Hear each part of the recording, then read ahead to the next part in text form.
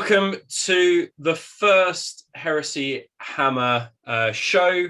I'm Rob. We've got Lee with us today, and we've got Paul as well. Hello. We are the hosts of Heresy Hammer, talking all things Horus Heresy, talking all things Age of Darkness as well. So our show, we've been wanting to do our show for some time now, but we thought with the new Horus Heresy 2.0 coming, we thought we'd time it nicely to come to start then.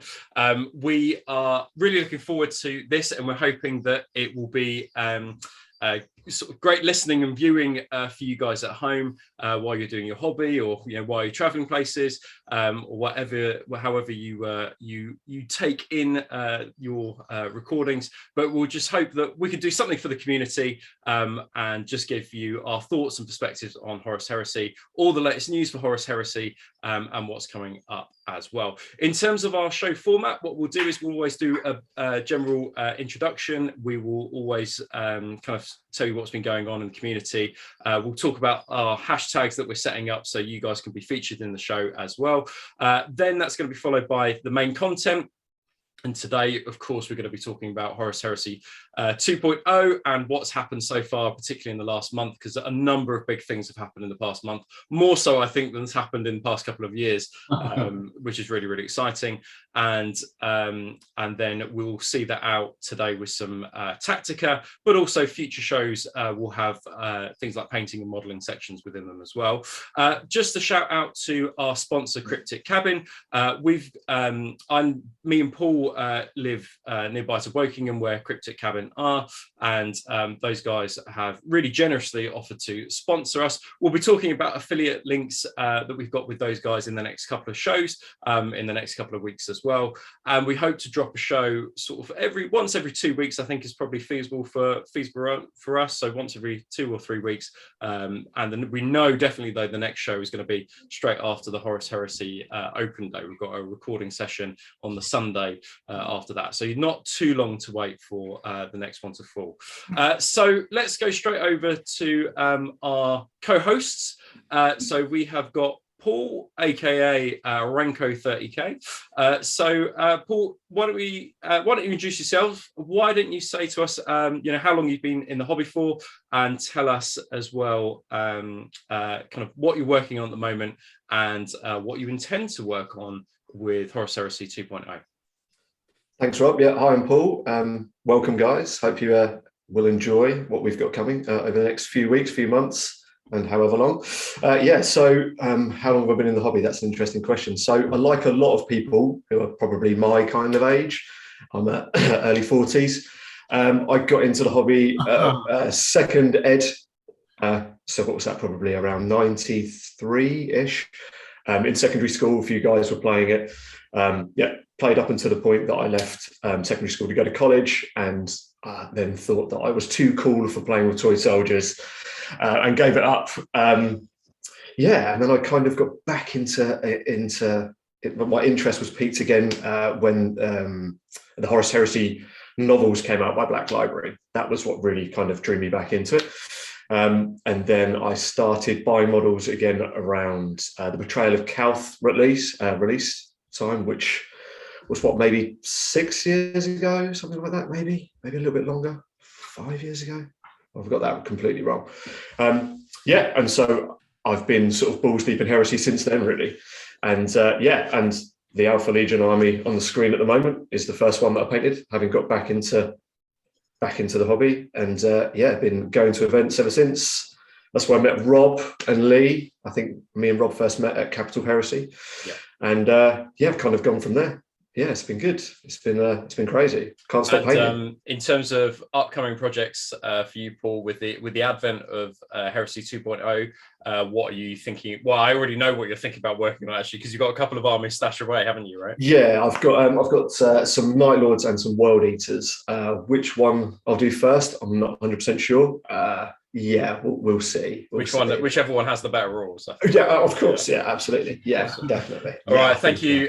Cheers, Paul. So let's head over to Lee, aka at Death from the Shadows. Now, I've known Lee even longer than I've known Paul. I've known Paul for years, but Lee, we go way back, don't we, from Cambridge? Yeah, indeed. Yeah. So I mean, going right back to the beginning, I got into the hobby, Christ, like mid-90s, something like that.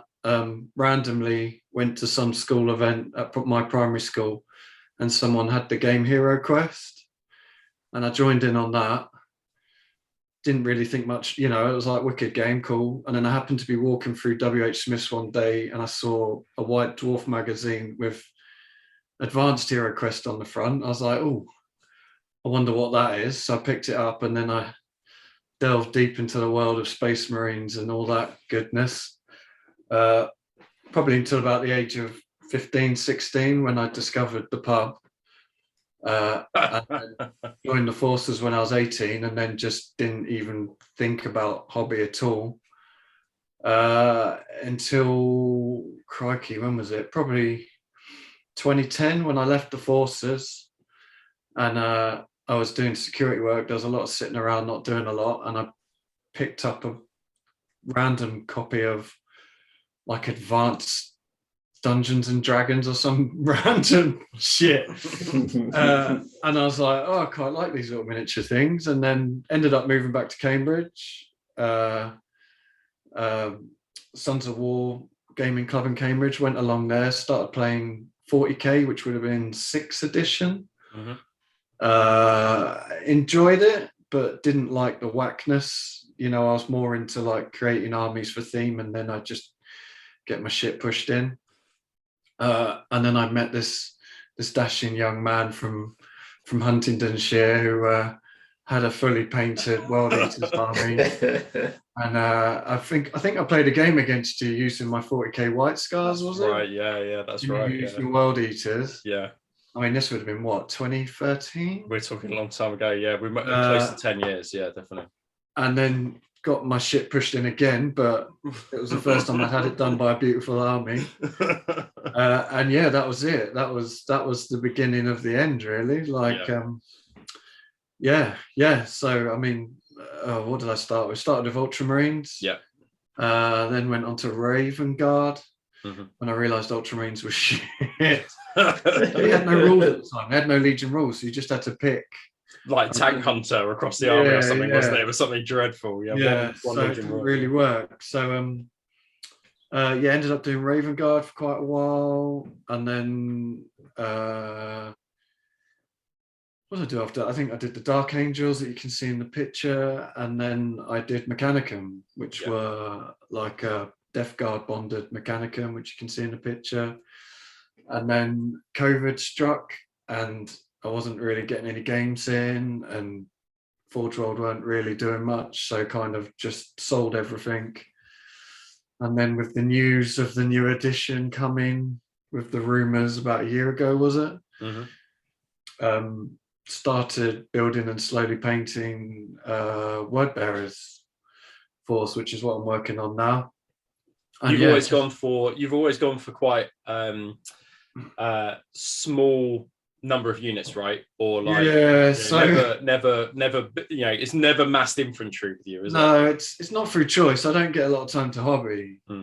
So I'm generally like, what's the easiest, quickest thing to paint? Like, it's not always the most tactical or sort of and also I tend to change my mind every 2 weeks. So I'll start an army, and then I'll do another army, and then I'll do something else, and I just end up with like 3 half incomplete armies. So I've actually been quite good with the Word Bearers. I've stayed strong. I mean, I've got about 2,500 points painted up now. Yeah. And now I want to start working on like your tax squads and stuff, but it just takes me so long. I don't get time to hobby. So for me, like, and I'm sure the same is probably for you guys as well, is that lots of people have probably been quite hesitant to start anything since we saw the leaks. We'll talk about those a year ago, but knowing that there's new plastics coming has definitely made me kind of put a stop on any of the same. I mean, really. I know we're going to talk about it later on, but we the event we went to last weekend, I was saying to people, like, my list isn't the list I want to run, because Yeah. I'm not buying big resin models, because I'm fairly certain that there's going to be a plastic version. Yeah. In our, like under a year's time. Like, I hate building.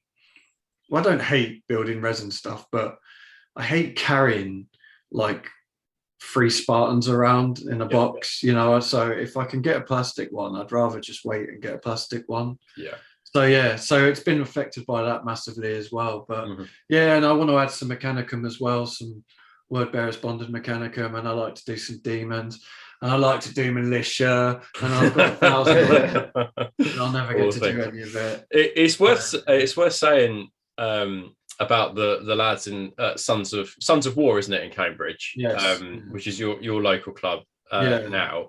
That there used to be, sort of 6-7 years ago, the scene was massive, right? Everybody did Horus Heresy, and it always made us laugh, because everyone used to bang on about the Legion of Peterborough dickheads. But the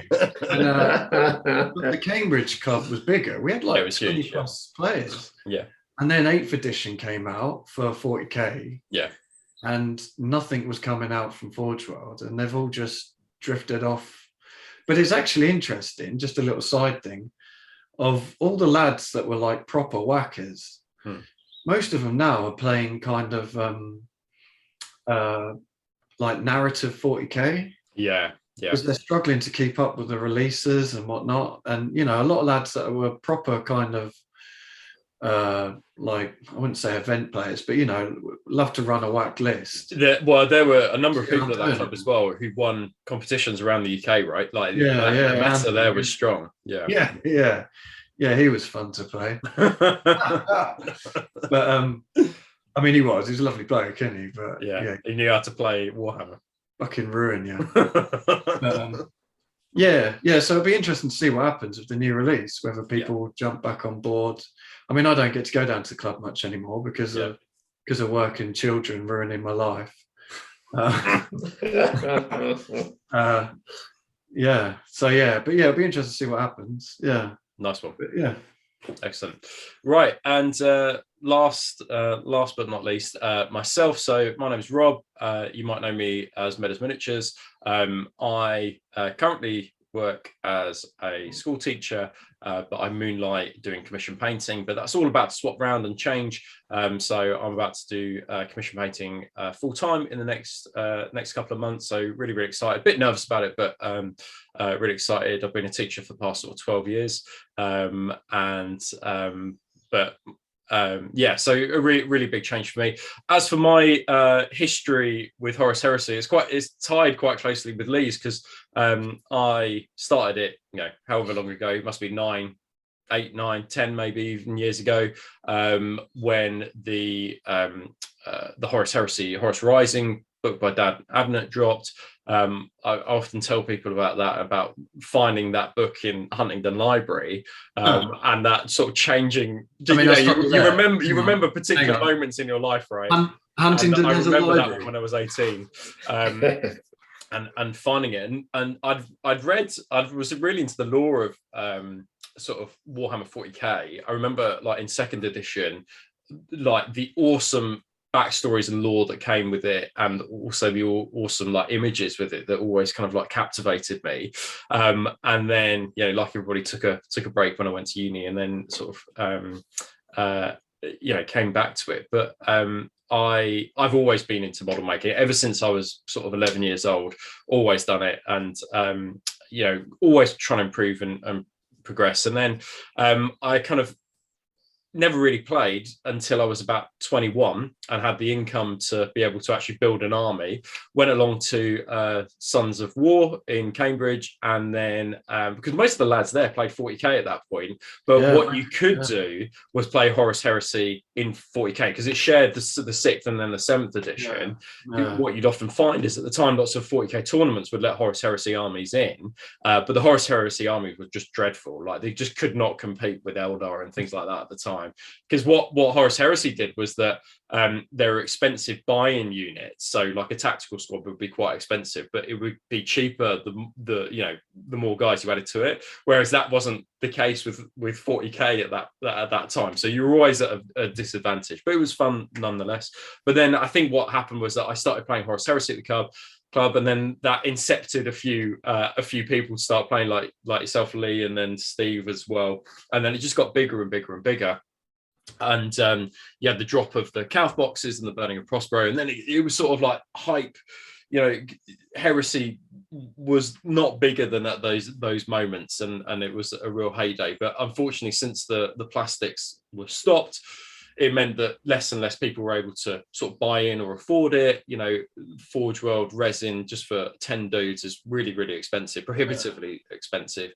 And then I think that the lack of love over the past few years, combined with COVID, kind of hit the Cambridge club in particular.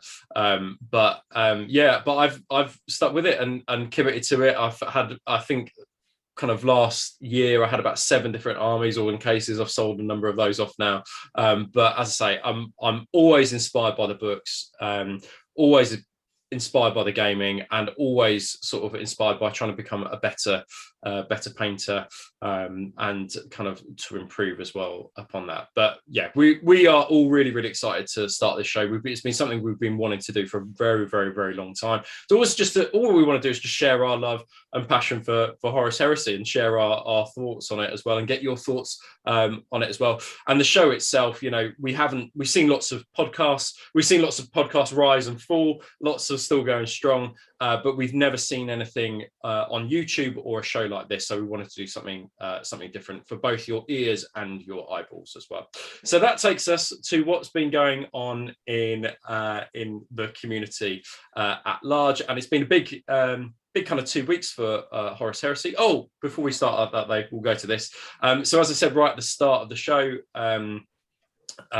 Cryptic Cabin, which is a wargame store in Wokingham, has very generously offered to sponsor us, and we're really looking forward to working closely with those guys. In the next couple of weeks, we'll kind of share with you the affiliate links and things like that, and that helps us to run the show. That helps us to keep going, because obviously it takes time and effort and money, to set up these kinds of things as well. So we're really, really pleased that those guys were on board and going to be working with us. And then, of course, my own painting studio, Miniatures, is also supporting the show as well. But anyway, let's find out what's been going on with the community at large. So it's a big week for Horus Heresy, because last week we had Greetings from the Warp, and the lads over there are fantastic ambassadors for 40k, Age of Sigmar, and Horus Heresy as well. I think some of the biggest events are Horus Heresy ones. It's in I want to say it's Wellingborough, isn't it? Is that where it is? Just outside Wellingborough. I think it's near Wellingborough, isn't it? The games are usually played in a school hall, great space, great venue. But with this particular event, the Horus Heresy Weekender, I think the best way to describe it is a festival of Horus Heresy, isn't it, that we have here in the UK. It was started up last year along with the guys from Cult of Paint and Greetings from the Warp, and then this is the second round. This is the second year that they've done it, and it was in fact bigger this time than it was last time. So hopefully it will just kind of get bigger and bigger and bigger. It was Paul, you went last time, I think, but Lee, it was your first time at the Weekender. Not that at the Weekender, but last time at the Weekender. But I think that the guys over at Greetings and Henry from Cult of Paint as well, they saw a gap in the market that the Horus Heresy Weekenders done by Games Workshop previously had left. They'd stopped those a few years ago, and they were big moments in the Horus Heresy calendar. And I think that these guys wanted a community version of that to replace that. It'll be interesting to see what happens with the open days now that we've got one for Horus Heresy, and if anything will come back. But I think that there is space in the calendar to be able to have a community-led Horus Heresy Weekender event. And this is more like it's more gaming emphasis, isn't it? Yeah, definitely. Whereas the Weekender run by Forge World was more kind of seminars and having a look at new stuff. Yeah. Whereas this is more, I mean, you know, there's armies on display and this and that, but obviously there's no input from Forge World itself or GW, so it's more gaming emphasis. So yeah. I mean, it'd be nice if they ever come back with the Weekender, actual Weekender, because it was good. Yeah. Fucking expensive. Yes. Yeah. You needed like 500 quid, didn't you? Like all in all, you needed a lot of cash. The hotel and the food and but it was good. It was a proper nerd weekend. Yeah, it was great. Yeah, it was funny. But this weekender, this Horus Heresy one run by Greeting. So Lee and Paul were gaming, so we're going to go over to those guys to find out what their kind of experience was. I was organising the Horus Heresy gaming, and we'll talk about that in a moment. But Lee, for your first one, how did it go for you? Did you enjoy it? Any moments that really kind of stuck out in your head, apart from your opponent Jamie sort of smashing his own Thanatar model? But apart from that, how did you enjoy the event?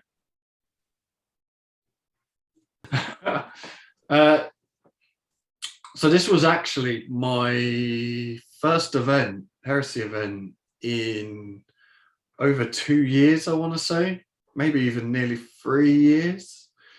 Because of COVID and children and work and life, I just haven't been able to get. Well, a lot of events were cancelled, weren't they? Yeah. Mm-hmm. And then just through life. So this was actually first event. So I got down there on the Friday and had a game against Harry Hailwood, because I literally couldn't remember any of the rules at all. Like, I had completely forgotten the whole game. So I had a game against him on the Friday whilst they were kind of setting up. And Harry murdered me with his bullshit Imperial Fist list.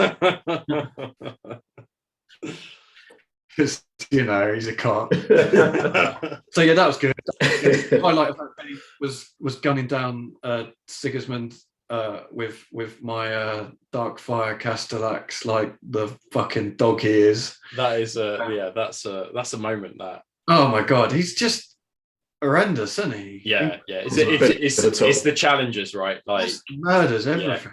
Yeah, just avoid accepting challenges against him, and then it'll be fun. That's what I learned. Yeah. So so I had a good game against him. But yeah, I mean, I won't go in depth on games, and I moved here and rolled one and rolled another one. But yeah, it was wicked. Awesome game. Yeah, like you said, Jamie decided to throw his Thanatar on. The trouble is, my initial reaction was to kind of laugh, but then I was like, oh, if that was me, I'd be fucking slitting my wrist. But he managed to fix it. Yeah, like awesome event, like really good. I know it's been said on other podcasts and stuff, but there's loads of space there. Yeah, you're not asked to ask with the person behind you. Yeah, good dudes. Like, I had like 4 good games. I mean, if I had to pick a favorite game, it would have probably been my last game, just because we had both lost every game up until that point. So kind of no one really cared. But no, and you chose to go Maverick in that last game as well. We'll talk about it in a moment. But basically, you just stacked off the entire campaign, and you were just like, I'm just going to fight over here, but completely purposeless. And for a reason, yeah. It was all tactical, you know. But awesome tables, good terrain. Like, the standard of hobby, I'd say, is probably the best I've ever seen at any event. Yeah, like the armies were insane. I mean, you can see some of the pictures. In fact, that was my last game, the Imperial Fist there. The second one up from the top. In the one in the middle up top. It was a wicked game. Yeah, but it was just awesome, really awesome. Like, I left there so hard for Heresy. Like, it's probably going to be my last event for first edition. Same for me. I mean, we're booked in for another event, but I don't think I'm going to be able to make it. Yeah. So we're probably going to have to cancel that one. So as a goodbye to Heresy, you know, Age of Darkness as we've known it for the last 10 years, whatever it is. Like, yeah, absolutely awesome weekend. It was amazing to see people still checking rules 10 years on, right? And because for lots of people there, it will still be. And even I, hang on, let me just close the even myself, there were rules that I had to check as the EO, although that's not uncommon for me really. But it was 10 years on, people still it's still complicated enough to keep you engaged that game. Like I say, I mean, I soon got back into the swing of things, but there was rules I'd forgot. Like someone come up to me and was like, "Oh, did you know that you'd forgotten this rule?" And I was like, "Well, no, because I'd forgotten it." I didn't do it to cheat because from your perspective, we'll talk about the kind of the campaign a little bit after we've spoken to Paul. But from your perspective, did it feel purposeful to you, kind of like the way that the campaign table I worked? liked it. Yeah, it was good. Yeah, I mean, obviously, we'll talk about that bit in a minute. But I like the fact that you feel like it probably doesn't make much sense until we kind of describe it. But I like the fact that you have an impact on what's happening, negatively or positively. Yeah. And that feels more narrative than just playing red book missions. Yeah. You know what I mean? Like you actually felt like, oh shit, I lost there, and then that's cost us that objective.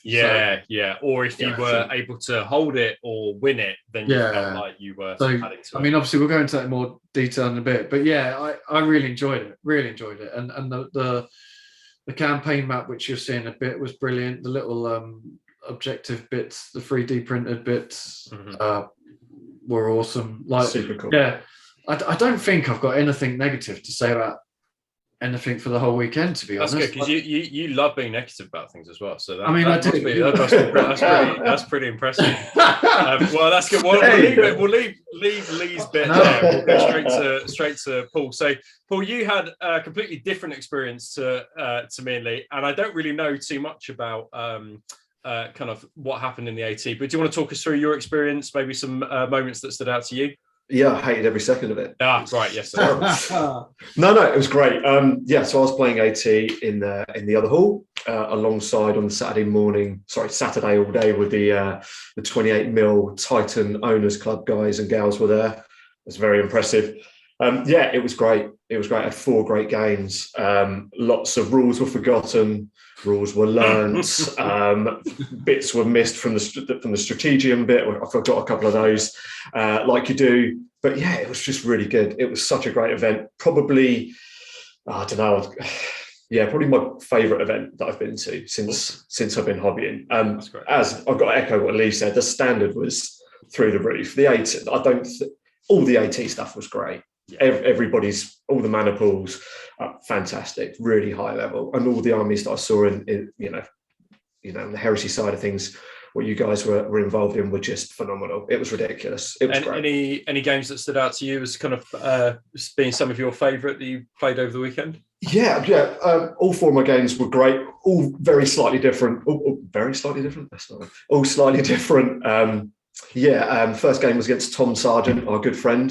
Tom Sargent, the beautiful man that he is. Yeah, fuck that dude. And was made even better for me because I managed to get a win, which is quite rare. That's good.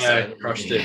Yeah, absolutely. That was really good. There was lots of banter, lots of effing and jeffing at each other and things like that, which was good, which I kind of like. I like swearing at people in a nice way, of course. I played Alex Riddick, who pulled my pants down with his Iron Class Warmaster. Just came stomping up board and was chopping into Reavers left, right, and centre. It was bloody. But he's just a great dude to play against. Knows the rules inside out. Great dude. Yeah, that was awesome. Played Rich Falconer, who is Diseased Paint on Instagram. Yeah. And again, a really sort of kind of chess match kind of game. It was quite a long game, but there was lots of thinking and lots of trying to sort of. He knows the rules really well. It was my impression from Rich, because he plays it quite a lot. So he's quite a player. Yeah, he's quite a tactical mind. There was lots of sort of thinking, both sides of the board. It was a good one. It was a lot of sort of. He managed to pincer me at the end and bad for me. So I lost that one. And then the last game that I played was against a guy called Zach. Never met him before, but he writes for Goonhammer. Oh, right. Okay. Yeah. And he was playing Gryphonicus, but he was playing on the traitor side, right? Just because the numbers needed leveling out. And really great dude. What would you say about the meta there? Because when I went there, it ranged from Tom's army, which had a Warbringer, War Master plus a couple of smaller Titans, to one guy having entirely Knights, to you having entirely Reavers. It was really interesting to see the meta. Were there some armies that did better than others? I think Alex Riddick done very well with it because he had the close combat War Master, and I think once that, because he's a traitor player, I think he had the warp displacement stratagem, where it can jump forward. It can make sort of quite a large step across the board. Things like that are causing lots of problems. There was lots, like I said, there was a knight list there, which was very, very cool. It was a good mix. It was a good mix, but it seems that I think if you've got a War Master and you know how to play it, you can you're going to be quids in. Interesting. Okay. Yeah. How did your 5 Reavers? Because you just it was 5 Reavers and 2 Knights. Was that? Yeah, that was it. Yeah. They were great in the first game against Tom. Yeah. But Tom, I think he'd admit this himself, made a bit of a mistake. He didn't bring his War Master really into the game until maybe I think it was maybe turn 3. Right. And by then I'd managed to take out Warhounds, and I was sort of, just sort of sitting pretty towards to the back end of the game. But yeah, they did okay. I could have played them better. I think I didn't play the Legio Astorum rule set well enough. I mean, yeah. Because they can get some extra movement at the beginning, right? In the first couple of turns, I think I made a couple of bad deployment choices as well, especially in the last game. But yeah, they didn't do too badly. I think next time I'll play them, I'll really sort of try and work out how to set them up as almost like a firing line that advance, shoot, and then maybe drop back slightly. But I'll see. But they didn't do too badly. It was okay. It was good. But playing against Zach in the last game. That was a very bloody one. He had a combat Reaver that wiped out 3 of my Reavers in I think it was like turn 2 or turn 3. It was horrendous. But he another one, a little bit like Alex, knows the game inside out, knows exactly what he's doing. And it was great to play against, and he taught me a lot about the game as well. So it's really cool. That's good. I don't know what the future of AT is. I know we've got that weird looking Warhound chicken kind of model coming out that hasn't dropped yet, has it? Not yet. The little Scout Titan. So it'd be interesting to see whether we get many more Titans after that, or many more books after that. But you're kind of fully in and committed to AT now, aren't you? Yeah, I am. Yeah, I love it. It's so good. So I like 30k, but I really love AT. Yeah, it's good. It's good. It's quite complex. It seems. It's just such a good game. Awesome. So cool. Well, let's talk about the wider campaign and how it was set up as well.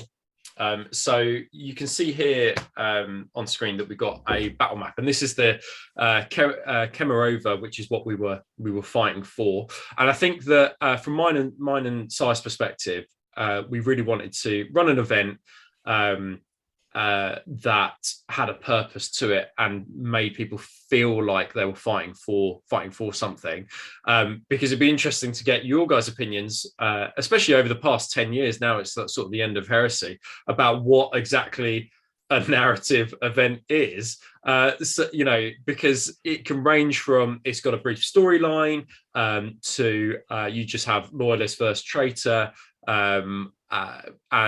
We wanted to do something that perhaps would not be like fully narrative, that would have a branching storyline to it, because I think in my head that's what fully narrative is, but certainly something where people felt like they had a purpose to it. But Lee, what's your thoughts on narrative gaming in the age of darkness? No, yeah, I get what you're saying, but I to me this is narrative. Like the storyline doesn't have to be massively in depth, does it? You don't have to have like thousands of purpose-built missions with different storylines, this and that. To me, the narrative was the loyalists are attacking this planet. Yeah. I mean, I don't really like. It's good, if people want to go more in depth than that. But yeah, to me, I mean, the narrative is like destroy this planet and then the traitors defend this planet. Like, to me, that's cool. Like, I like it, because let's face it, 99% of what's happening during the heresy is we need to take this or we need to defend this, isn't it? Yeah. You know, absolutely.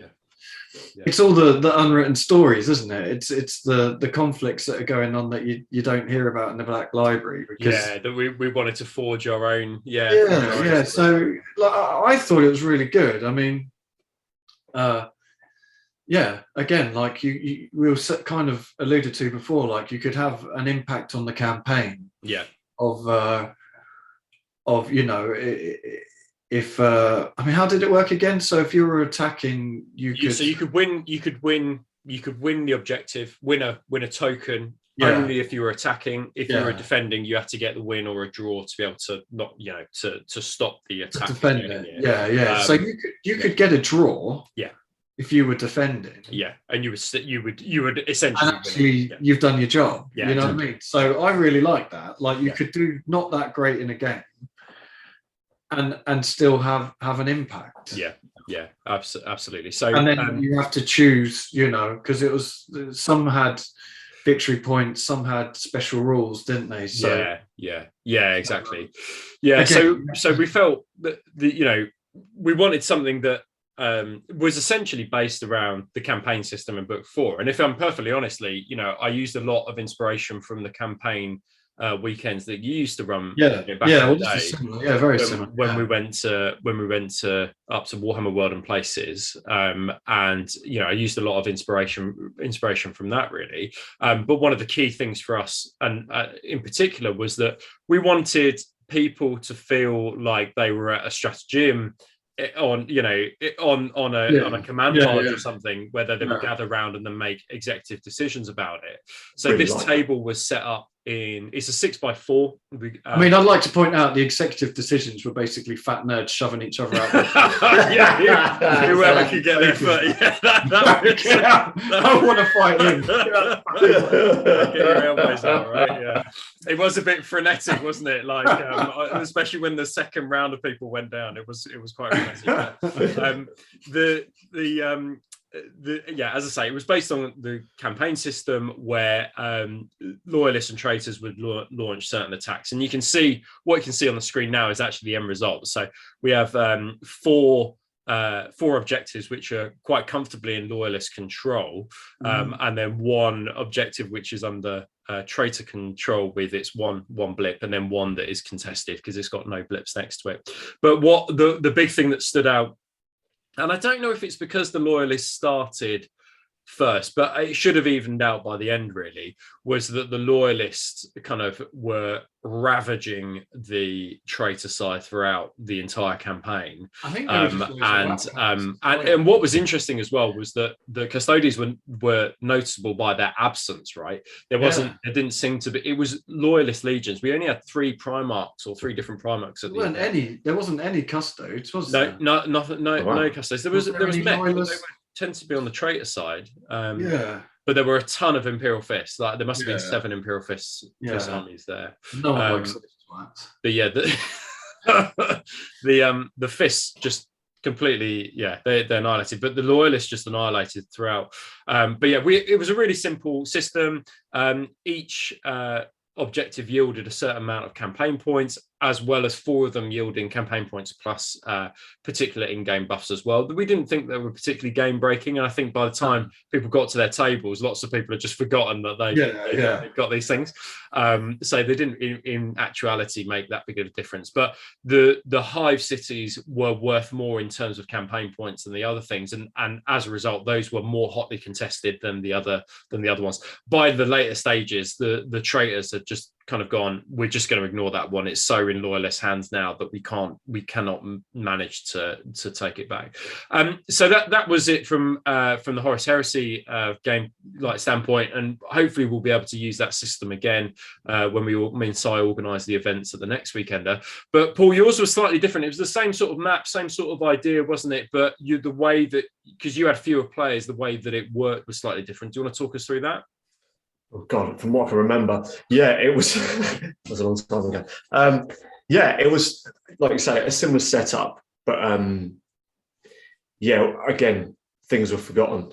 Yeah, okay, Yes, again, I think I'm trying to think how it ended up. This is I think Traitors ended up winning it. Excuse me. Okay. But yeah, it was, good God, I'm having a complete mind fart. How did the matchmaking work? How did you guys kind of do your matching for when you played games? So we were, anybody that had, so obviously whoever was in control would lay down first. So I believe it was Loyalist first. Mm-hmm. Loyalist first. And then if there were any grudges, we'd kind of sort of say to the traitor guy, "You probably just put mine here, won't you?" Right, okay. That and the other. And we just kind of went from there, really. And then the other guys would sort of take a step back, to say loyalists put their takers down first. Traitors would step back, and then we'd sign, depending on how the campaign was going, especially sort of the next day, depending on which bits we needed, we'd be like, right, we definitely need to take this one, Mm-hmm. Tokens down, the other guys would put their tokens down, and then we kind of pair off from there. Got it. Okay, so you used sort of like a token system to be able to do it. Yeah. So with us, our tokens represented the kind of how many sort of like blips they'd used to be able to control that objective, or how many was taken by, and then we use cards to be able to match it from there. But it worked relatively smoothly, apart from the pushing and shoving to get to play your friends. But apart from that bit, it was great. Sai was very good. Yeah, the matchmaking seemed to work really well. So all in all, it was a really positive event, and absolutely. Hopefully, come next April, it'll be a real highlight in the UK.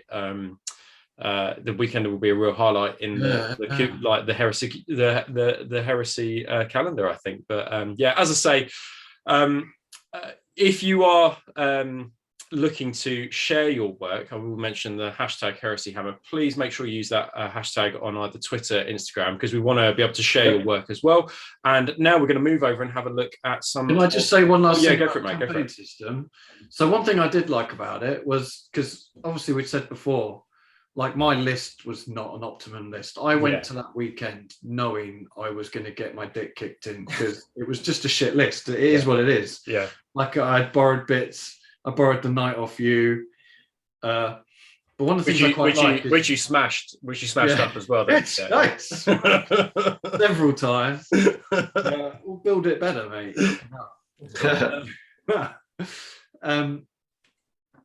But when it came, because I think the last game, the traitors were attacking. Yeah.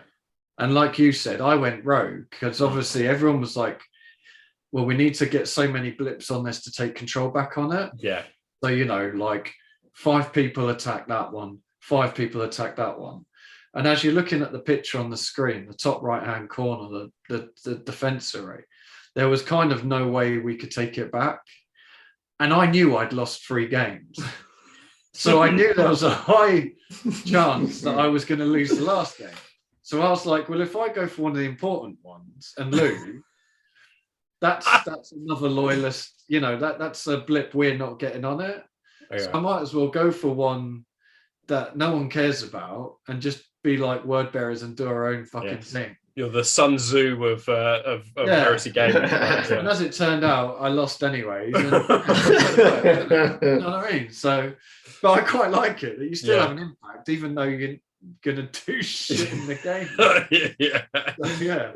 And it forced an opponent to go and fight you as well, right? Because you were attacking. Yeah, somebody had to come and fight you at that particular objective.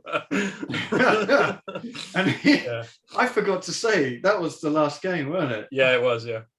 Because I completely forgot to mention it, but I can't remember the guy's name. Can you remember his name? I can't. No, I'm terrible with names, so I apologise if he's probably not listening to this. But like, absolutely brilliant opponent. Like, I'm so sorry I can't remember your name. But there was a point I kept forgetting about the Psychophage, because I've never run Psychics. Yeah. And I was running Zardu with Pyromancy, I think, and it done fuck all the whole weekend. So I'd kind of completely forgotten about it. And Zardu was already on 1 wound because he'd been shot. And this guy said to me, like, oh, don't forget your psychic phase, because I'd kind of moved past I was there at that moment. He really baited you into it, didn't he? He was like, come on, get it. Come on, baby. And I was like, oh, all right then. So I was like, well, I suppose you could do this. I can't remember what it was, some shit thing. But I was like, well, I'll give it a go. And obviously I peril. And I can't remember what I rolled on the perils of the warp chart. But you rolled it. I think it was it was a 4. I think you rolled. Yeah, it wasn't anything like drastic because he's already down to 1 wound. Yeah, that was it. It was like, just went, didn't it? Don't make a save. So I was like, oh, thanks for reminding me about the psycho phase. So I take Zardu off, and then he says to me, because he was running Garrow, and obviously they have the oath of moment, is it? Yeah. And his oath of moment was that he had to kill Zardu in close combat. Because like perils, he couldn't win, so it ended up being a draw because he couldn't actually win the game. Yeah, because he reminded me about it was really interesting. I'd never seen that lad before. I know exactly who it was. It was a big tall lad, wasn't he? Actually, yeah. I like taller than either of us. But he it was interesting his gaming throughout because he because he chose an oath of moment. Even though he often won the games, it often meant that he actually lost or drew because, and then that obviously changed the campaigns in a number of different, like the campaigns and what happened in the campaigns as well. Right. So if you took a knight errant, that could really scupper things for you in terms of winning and losing a campaign overall. He did say, because I don't know anything about oath of moments. I've never run it, but he was basically saying there's ones he could have chosen. Yeah. That he would have won. Yeah. But they're just not very Garrow-like. No, they're like you've got to be in the things like you've got to end up in the deployment zone of your opponent. Right, yeah. So very he was going for the big ones and then failing to achieve them. But like, hats off for going for the narrative. Kind of fluffy ones rather than... it was a good lad actually. It was the first time I've seen him. Yes, I don't think I've played him before. Like I said, I wish I could remember his name, but yeah, that bit was fucking brilliant. It was the fact that I was like, oh, thanks for telling me that, like, you know. And he was like, well, actually, you can't win.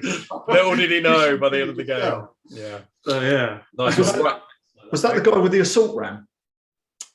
Did he have the assault ram? Was that No. I think you're talking about Lewis with the assault ram. Ah, yeah, I am. Yep, sorry. Yeah. Cool. Lee, if you move over to the next one. Yeah. For us.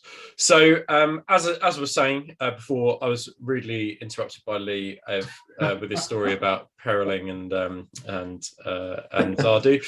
So, we would like to, in this section as well, what's been going on, to share with you some of the things, the amazing Horus Heresy stuff that's been going on in the wider community, either through Twitter or Instagram. So please use the hashtag heresyhammer if you want to be shared in our next episode. But we wanted just to share with you guys some people that we thought would stand out with their particular armies. And we've gone for a white scars theme through this one. So you can see them on there. There were some, as we've said, there were some stunning armies on display. You can even see Paul's Thousand Suns creeping in there.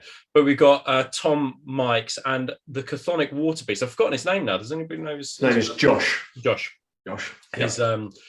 His rather awesome grim dark white scars that were just stunning. So if you don't follow these guys, I'm sure you probably do already, but if you don't follow these guys, go give them a follow because their armies were stunning, and we could have chosen any army at that event, but we just wanted to go for a bit of a scars theme on this one. Right, with that, let's take a break.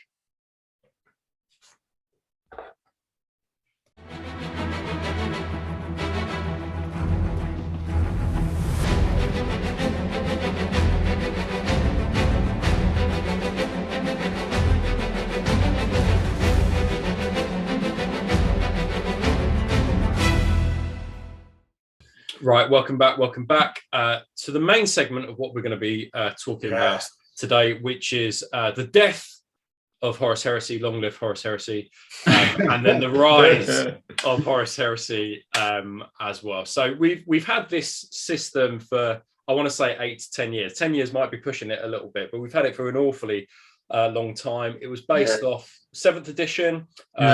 But I think it was originally, Horus Heresy was actually originally written for 5th edition. But now it's coming to an end, isn't it? The Horus Heresy that we know and love is coming to an end. There's lots of things that we probably had issues with this rule set, but it's kind of got us through the past decade. But Lee, what is it for you that you're sad to see go, but also you think needs a rework for you from your perspective? I'm not really sad to see anything go, to be honest. Fuck it, go on. Well, I mean, by now, pretty much everyone's seen the leaks, haven't they? So we have a rough idea of what's coming, you know, unless GW are totally pulling our pants down. And have released all the leaks, like, because it's not going to be anything like that. So we've got a rough idea of what's coming. But I mean, it's funny, isn't it? Like, without going down the rabbit hole, like, people piss and moan when anything changes, but then people piss and moan when nothing changes. Yeah, absolutely. There's no pleasing some people. No, like, and the thing we've always said in our kind of our group is, it's not really the rule set. Like, the community is what makes the events. The community, like, I read so much nonsense on Facebook, like, and I'm like, but I've never seen this person before. Like, I've never seen you at an event. I've never seen you at a weekender, you know. And I'm not saying, oh, everyone has to go to these, but you know, there is a vocal minority that just want to bash anything and everything. Yeah. But yeah, so like, from what I've seen, I'm really excited. Yeah. Like, the biggest thing for me is the Psycho phase. Yeah. Because it's so clunky. Like, I mean, there's so many rules in this game that are clunky. But like I said, like, it's not the rules that make the game, you know. Like, it's the cool armies and, you know, oh, this rule's nonsense, shall we just do it like this or whatever, you know. Yeah. Cool opponents. But yeah, the Psycho phase at the minute is just dog shit, isn't it? I mean, having played it last weekend, I was just like, it either has no impact at all or it's fucking ridiculous. Yeah. So yeah, that's the bit for me that I'm most looking forward to seeing changes. Because it's, especially running word bearers, I do want to run like psychers or have some sort of psychic ability, and yeah, at the minute it's just crap. You must echo those sentiments, being a Thousand Suns player. Absolutely, yeah. I couldn't agree more with Lee. Yeah, can't wait to see a refresh of the psychic phase or a new version of it, because yeah, as Lee said, it's just a pain. It takes such a long time, and it can do one or the other. It does nothing, or it has quite a large impact, and you end up just deleting units and buffing certain units or characters, you know, off their tits. So yeah, I just want to see that improved. Yeah, it's difficult. It's difficult for us to, because we've obviously seen a few sneak peeks. I mean, things are been online now, and lots of the playtest rules have been, I mean, if not all of the playtest rules have been linked. Pretty much. Without the benefit of knowing those things, is there some things that you guys would like to 100% make sure that they are in the new rule set? You know, knowing what you know now, move that aside. What is it that you guys want to make sure was in the old rules that are continuing to be in the new rules? I don't know, really. That's interesting. Yeah. I mean, I've never played Age of Sigmar, and I've had a quick go on 40k, like 8th and 9th. I do like the armor facings on vehicles. Yeah. I didn't think it would bother me, but it kind of does. Like, I like being able to get into someone's flank or in their rear and being able to do damage easier. Yeah. And people always talk about, like, oh, the realism. Like, the realism of what? It's a fucking space tank. But to me, it just adds an element of like, if I can get into his side, it's easier to kill that tank. You know what I mean? So there's tactical nuance with if I can deep strike behind or whatever. So yeah, I'd like to see the facings and armor values on vehicles stay. from what the rumors have said, it's going on dreadnoughts, and I'm also a big fan of that, because with things like dreadnoughts, it starts becoming a bit awkward. It's easy when you look at a tank because it's a triangle. Yeah. You know, but if you have a dreadnought in a weird pose, kind of, it starts becoming a bit boring trying to work out what facing it's in and this and that. And I never really liked the kind of like the close combat, just rolling a number, like, oh, these are 3+. Yeah. But what about if they're fighting some absolute dick kickers? Oh yeah, it's still just a whatever, you know what I mean? Yeah. So I'd like to see those elements of like 7th edition, 1st edition Heresy kind of remain, you know. But I mean, like I say, even if they completely changed it and they were just like, it's 9th edition, most of us would still play it. Because, I mean, we're so heavily invested now not to absolutely play it, right? Yeah, definitely. How about you, Paul? Is there anything that you would like to 100%? You said you want to change in psycho phase, but anything you want to keep 100%, non-negotiable for you that you'd like to see in the new edition that was in the old edition as well? I don't know, to be honest. No, it's quite a tricky one, that. I'm not too sure, just thinking on the spot. One thing I'd like to change, if we can just quickly go back to that for a second. Maybe the sweeping advance rule after assault phase. Yeah. I just always think that's a bit... You don't like I'm that. not a massive fan. You lose, okay, cool, and then they just initiative off and you just get chopped. Yeah, that's interesting. Don't particularly like that. When I'm the one doing the chopping down. Oh, absolutely, that's great. When my segment are just mowing people. No, they can't, can they? Unless it's after. Otherwise, it's shit. Like shit rule. So for me, I think one of the things I found really frustrating about this rule set is I never thought that tanks and vehicles survive as long as they should. And I think the fact that things like Leviathans can be one-shotted, I think I've always found really frustrating about the game, especially when there's such a big point sink. I think that tanks, for me, or vehicles just more in general, probably needed to be more survivable. I think the changes that we've seen in terms of dreadnoughts are probably a good move. Essentially, they're moving to monstrous creatures. I don't know if they're classed as monstrous creatures, but essentially that's they've got wounds and an armor save and those sorts of things. But I have always thought, a Sakaran is a big, heavy tank, and having 3 hull points and being able to be one-shotted by a las cannon, I just never felt that was a... For me, I think that things need to be a bit more survivable in the game. But I think the other one that I'd like to keep is probably the flavor of the Legion. So I think the Legion rules as they currently stand, I actually quite like them. I like that some Legions have 2 or 3 rules to make them sort of flavorsome and different from the other Legion counterparts. And I think that I'll be disappointed to see either those rules get either cut back to maybe just having 1 rule. I think I'd be quite disappointed with that. But I would definitely like to keep the flavor of the Legions. I think is an important thing for me. So we'll see what happens. From what it looks like, they're going to add more flavor through different console selections and different Legion-specific warlord traits. But I think that losing some of those Legion rules or slimlining them, I wouldn't be unhappy with, but I think that would be a bit disappointing. Perhaps it's just because it's such a big change. But we obviously got strategy. I don't know if they call stratagem, reactions, I think. Reactions. Yeah. So there'll be Legion-specific reactions. So perhaps they've replaced them in that way, but I think that I think this is what they're doing, and I quite like it personally, because for me, I'm terrible at remembering rules. So the more rules a Legion has, the more stuff for me to forget. Yeah. So it kind of does look like they're knocking back the rules, but are introducing like Legion specific war gear, to add to that, warlord traits. And a big one for me would be being able to pick your warlord traits and your psyker, abilities. Yeah, because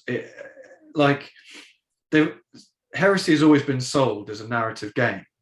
But then you have to fucking roll on a d6 for a random warlord trait. It's like, well, I've got all this back fluff. I've got all this story.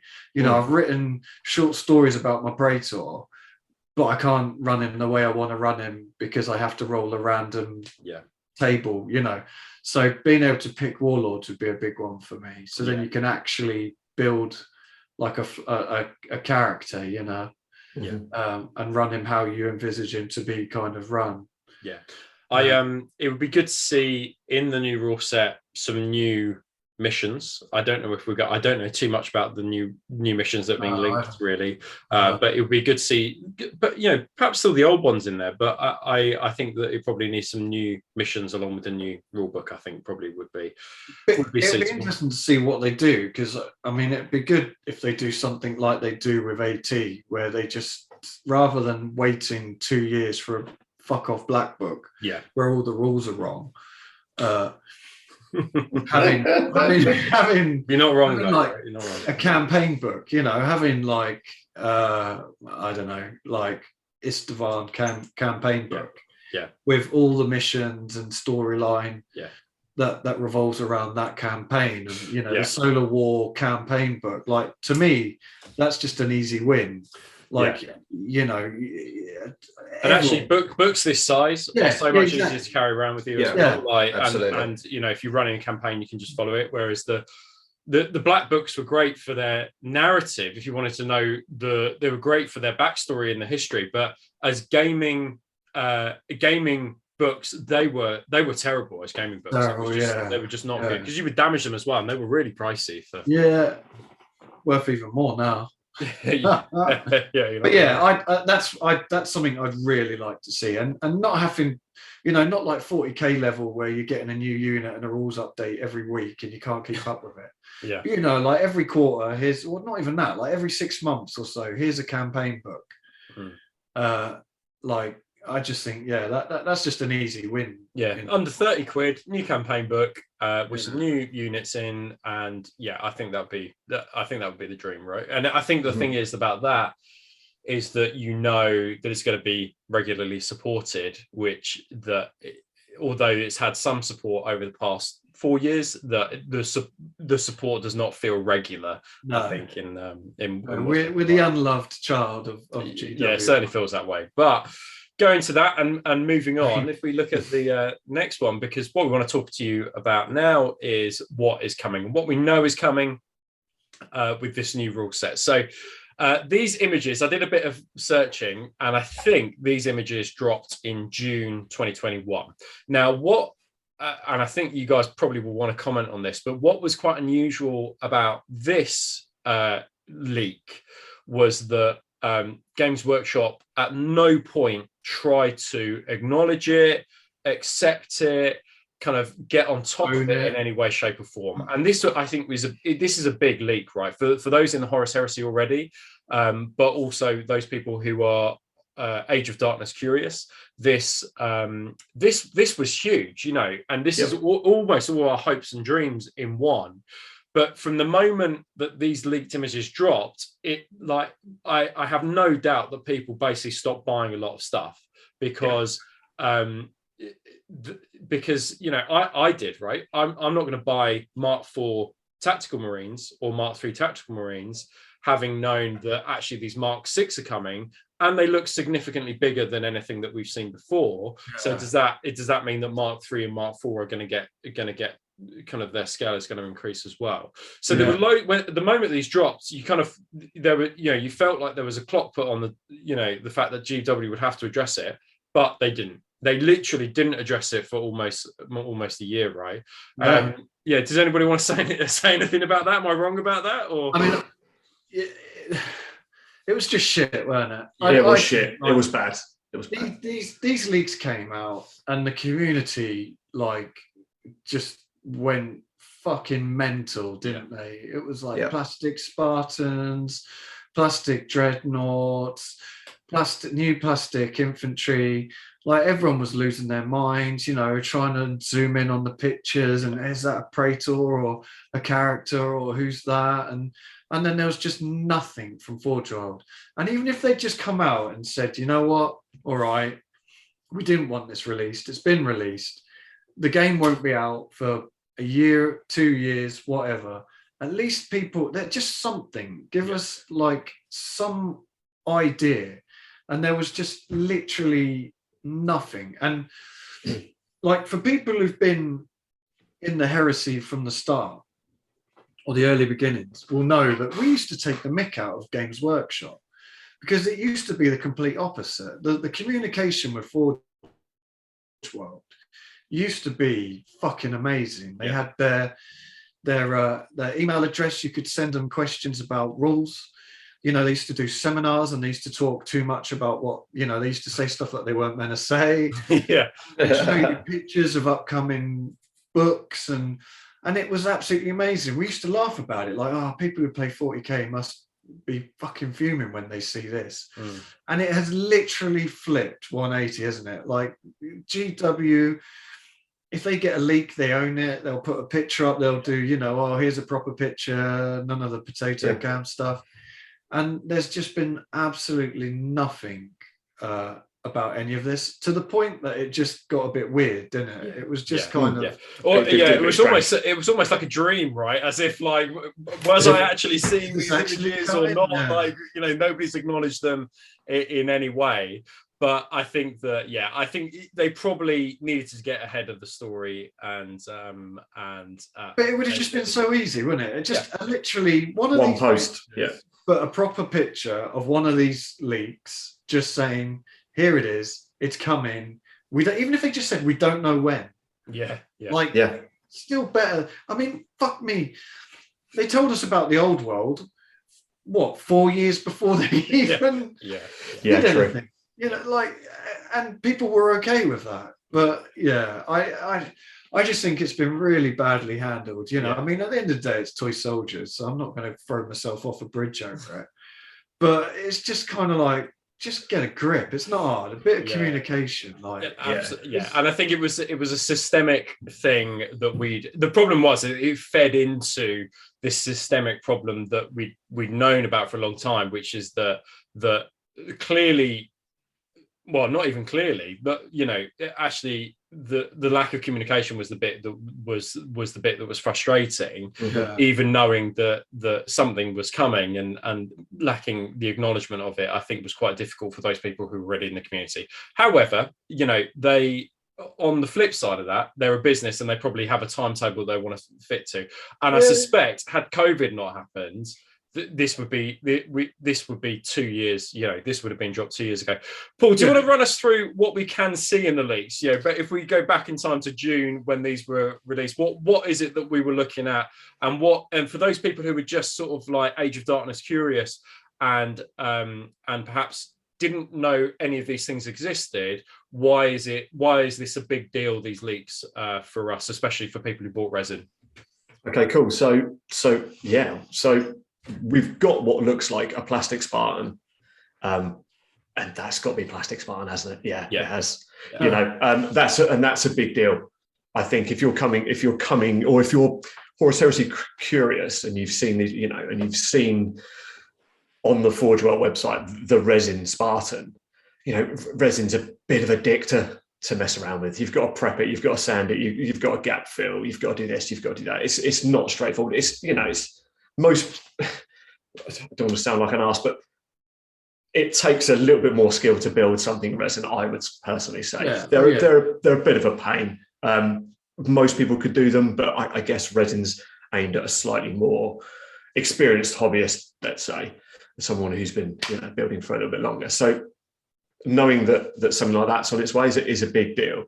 And of course, Horus Heresy plastics, previous to these leaks, I should say, or previous to what we've seen coming up in the next couple of months, we've only had Mark IV and Mark III in plastic. So knowing that we're getting another armor mark, or, you know, is a big deal, because we've, up until now, or into the next couple of months, we'd only had Mark VI in resin. And of course, these guys are looking like they're slightly upscaled, so they're slightly bigger. Yeah, because people started going into a meltdown, didn't they, as well, about the scale, like the scale of, because these dropped at roughly the same time that the Imperial Fists Tartarus Praetor from Forge World dropped, and lots of people went into a meltdown, didn't they, about the scale. Scale creep, of course. What else have we got? So if we can just about see a couple of character models. again, slightly different to the normal Horus Heresy look that we're used to. I know they're sort of slightly in the background and a little bit dark, but yeah, this was a big deal when it leaked. This is a big deal, or was a big deal, and of course, a slightly different Contemptor as well. Yeah, I was going to say about that. Yeah, that rather big green thing at the bottom right. Yeah, because the previous Contemptor, the plastic Contemptor that we'd had, was a monopose Contemptor that was from the Betrayal of Kauth box set, but like this beats this hands down, doesn't it? It's absolutely without a doubt. Comparison. Without a doubt. Yeah, the proportions on that thing were very odd, weren't they? Yeah. That plastic Contemptor was dog shit. I mean, Contemptors is one of my favourite models in the game, and I just thought that plastic one could get in the fucking bin. Like, I really did. I thought it was shit. Yeah, it wasn't good. Because the Forge World Contemptor kit, all of them are the most posable. I think they're probably the best model from Forge World, and the one that I associate most with Forge World resin. And certainly, if you play 40k and you play Space Marines, you probably have a Contemptor because they're quite good in 40k. Yeah. But they're the most posable models you can come across. But knowing that it's coming in plastic now, easier to build, probably less expensive. Yep. Looks like it comes with a range of weapon options, because each of those weapon options from Forge World costs like 13 quid, right? You know, for two weapons, it's a quarter of £100. You know, it's like, what would you use? This is a big news for. I mean, again, I just hope it's a posable version and not a monopose glue two halves together, because I don't mind a monopose one. It's the head facing straight forward that I have the issue because the moment you move it aside, it's just got a bit of mobility, I think. That other plastic one, the proportions are out though, weren't it? It wasn't the same proportion as a resin Contemptor, so it ended up just looking weird. People use it for basing material, didn't they? I mean, I think so. I think I've got it somewhere, but I think it's in a box somewhere, just fucking buried in shame. But the other thing as well, obviously, was the Mark 6 Marines. Which for me, I had a box when I was younger of the original Rogue Trader Space Marines. Yeah, same here. I had a couple of those. I think it was like 30 Marines, was it? Yeah. So for me, the fact that they've chosen Mark 6 is fucking awesome. Like, there's so much nostalgia in seeing that, because that was the original. I've got the original Rogue Trader rule books, and half the models in it are Mark 6 Marines. Like, I just think it's such an iconic. I know people are like, oh, but no one used them. Boo hoo hoo. Like, fucking don't use them then. Like, give them to me. I'll have them. And also the other thing I think about it is that if you're a Legion, you were issued with Mark of Armor, you're probably going to be issued with at least 100 of these, right? And you've probably only got like 20 in your army, so just say it's just just those ones, you know. I do get it. Like, if I ran Iron Warriors, would I be doing all my tactical Marines as Mark 6? Probably not. I'd probably be doing like Mark 3. But if I was running Seeker squads or Recon squads, then I'd be looking at, well, actually, Mark 6 makes sense. And people are like, oh, but Peter Rabo wouldn't use it. It's a fucking make-believe world. You know what I mean? Oh, he changed his mind and was like, oh, actually, Recon forging the narrative yourself. You know what I mean? Because for me, this is what I plan to use them as. I don't plan to use them as tac squads. I plan to use them as Seekers and Recon Marines, because to me, that's what Mark 6 is perfect for. So I mean, like, anyone who doesn't like them, like, send them to me. I'll have them. In fairness, and I think that what will end up happening when these drop as well, because this is clearly a large box set, is that what actually happened last time with Betrayal of Kauth and Burning of Prospero is that basically the market worked itself out, which was that, you know, 2 sprues of guys was the equivalent of a Contemptor, and you could just barter and trade these things on various trading sites, and the economy, the natural economy, will work itself out to what like 40 dudes will be the equivalent of 1 Spartan. But I think but for me, like, this was quite exciting, I think, from 2 points of view, which was that Mark 6 are easier to paint than any other mark of armor because there's no trim. So they will take no time at all. And from a commission painter point of view, you know, that saves time, but also that silhouette, you can do some amazing airbrushing things and some really high contrast things with the particular panels, with the legs as well, with the head, that you can't necessarily do with certainly with the Mark III. It's harder to do that. So I think that you'll get really cool looking armies with some really cool silhouettes, with some really high contrast, and I think that will look awesome. But from this point of this dropping, we hadn't heard really anything up until Adepticon. So if you want to take us to the next slide, Lee, because a number of things had happened or have happened in the past 6 weeks. So the first thing I think to happen was actually that we got 2 Black Library characters dropped over a Black Library weekender. So we got Fafnir Ran, who I think the best way to describe him is sort of like a company cadre captain of the Imperial Fist. You know, he's the assault captain, and he appears an awful lot in the Siege of Terra novels as one of the kind of key captains who is defending Terra. But we also got Dominion Zephon as well, who people will know from Master of Mankind, and he was also in a short story as well. But a really cool character that Aaron Dembski-Bowden brought to life. So we got those 2 drop in clan packs. So that when they dropped, that was really cool, because that was sort of a sign of things to come, combined with the fact that we've seen these things in June, sort of suggested that we might start seeing more plastics. Up until that point, we'd had some characters and people were like, oh, is that plastic? Is it not? And then it would be resin, wasn't it? Yeah, that's right. Yeah, but these were resin. And then these were officially plastic, which was great to see. And then from there we then had Adepticon. So you know, we I think every time that GW releases things, you always have this mad build up in the Horus Heresy scene, which is like, is this going to be the day? Is it going to be the day that they finally acknowledge this plastic box set? And I think they had one previously where it was Kabanda, right? Kabanda was, and everyone was like, oh no. Yeah, but feel the sense of letdown.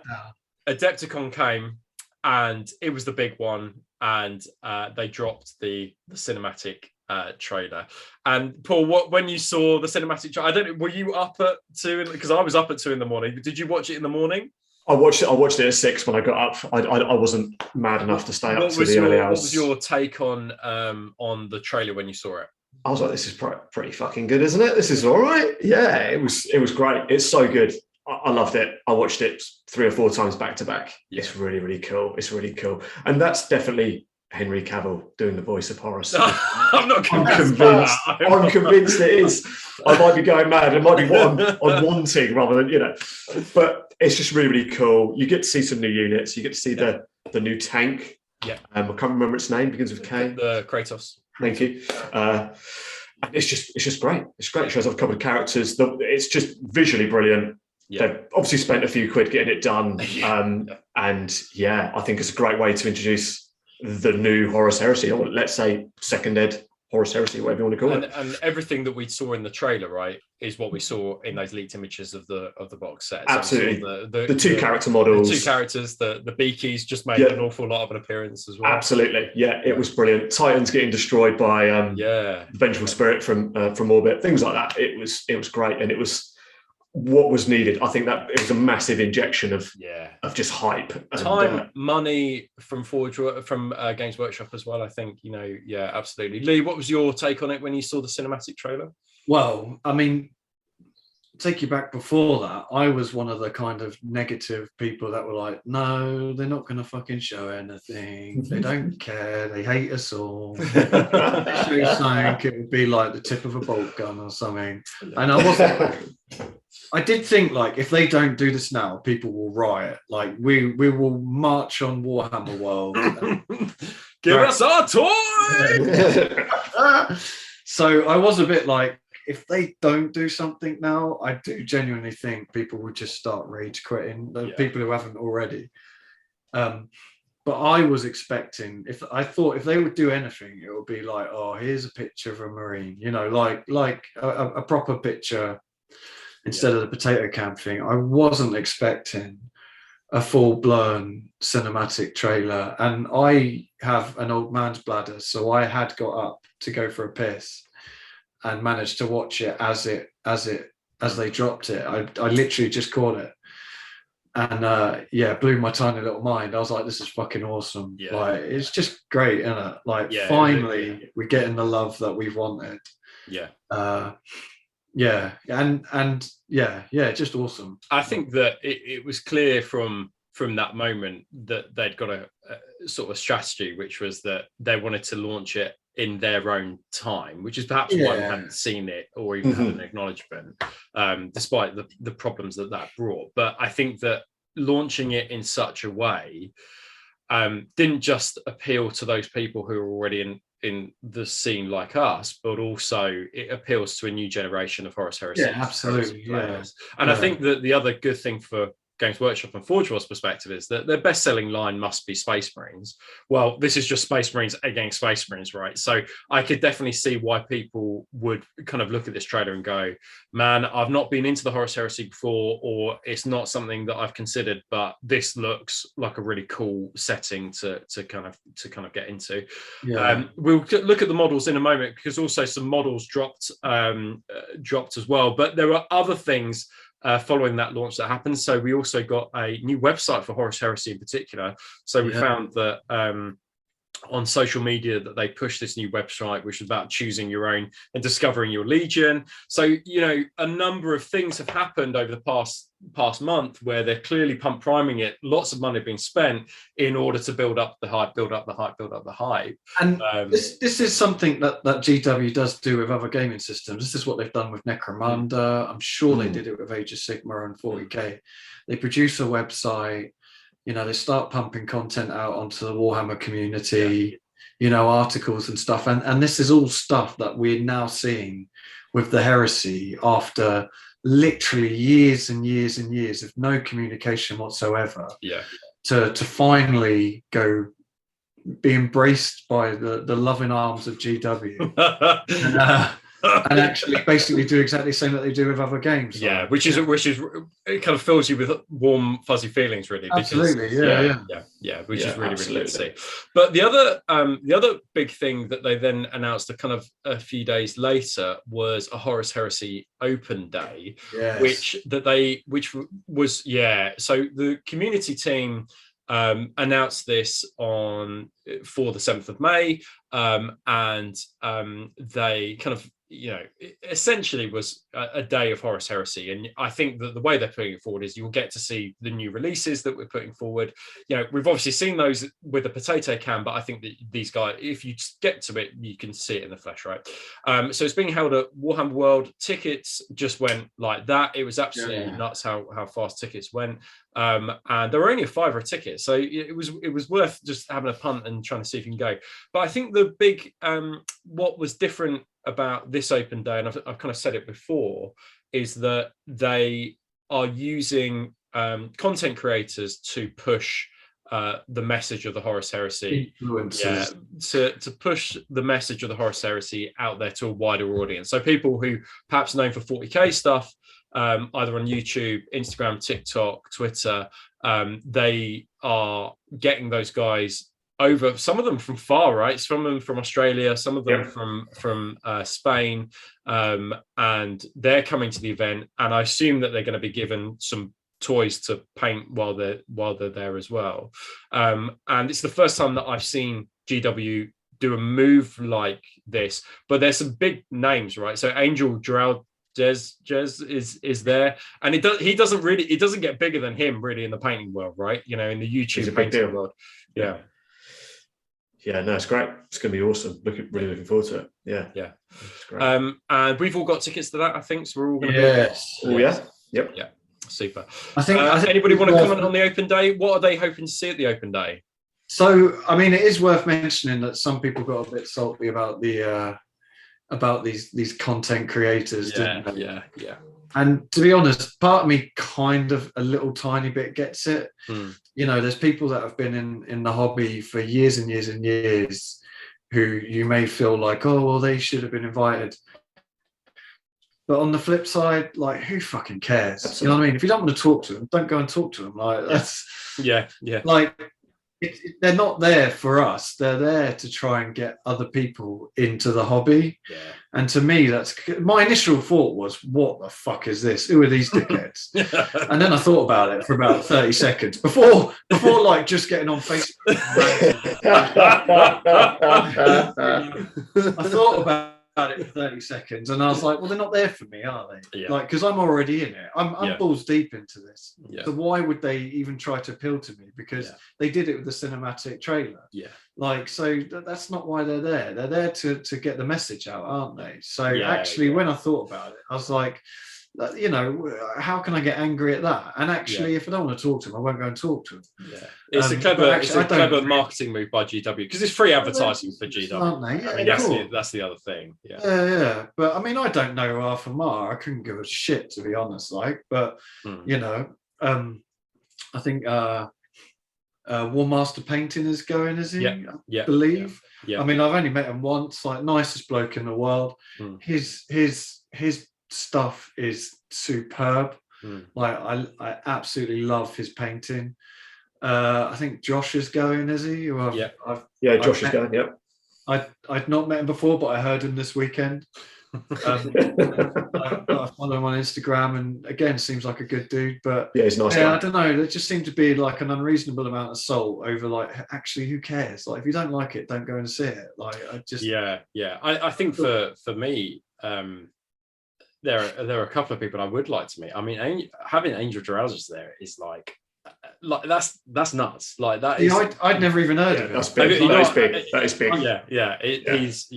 He's amazing. Like, he's really good. So it'd be interesting to see what he does with it, because he's like sponsored by Vallejo, right? Like, and he's he's like, he works really closely with Vallejo. So it's interesting that GW are sort of like bringing him in and flying him out to come and see these things. So it will be really interesting to see what they do with it, see what they do with the kits. And one of the things I'm hoping to see at the weekend is I really hope we get to see the sprues.